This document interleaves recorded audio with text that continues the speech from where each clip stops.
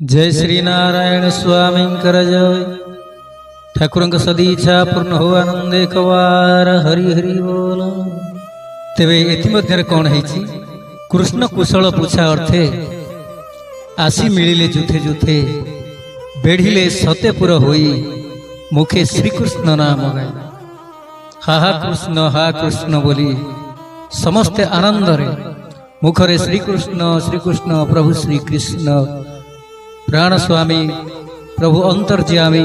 सतेपुर होई नारद को बेढ़ी तेबे तापरे कौन है नारद को कहते गोपी माने कृष्ण कुशल थिले जानी कह नारद महामुनि कृष्ण कविने अन्न पानी आमको तिक्त लगी कृष्ण कविने अन्न पानी आम्भंकु तिक्त लगी भागवत महापुराण भी यही कथा वर्णना करछंती अति बड़ी जगन्नाथ दास ठाकुर अभिराम यही कथा कहते जे गोपी माने कहते यही अन्न पानी आमको तिक्त लगिलानी कान्न बिना सते जमिति श्रीहीन हो तेणु कथार कह जाए कान्हू लगी सीना गोप जात्रा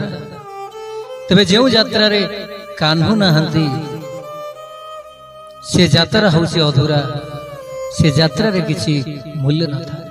सेमिति आम जीवन दर्शन रे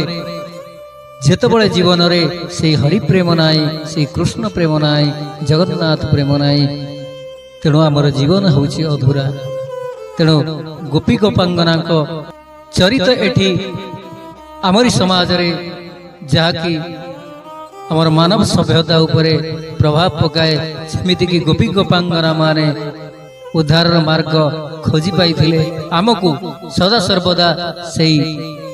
पथरे प्रचेष्टा करिबा दरकार।